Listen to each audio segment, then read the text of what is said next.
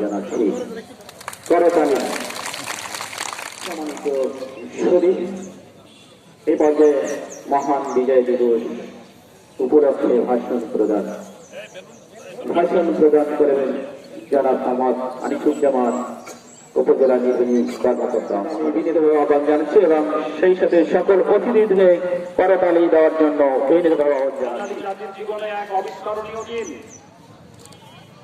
আমাদের গৌরবযুক্ত সমুজ্জ্বল মহান বিজয় দিবস।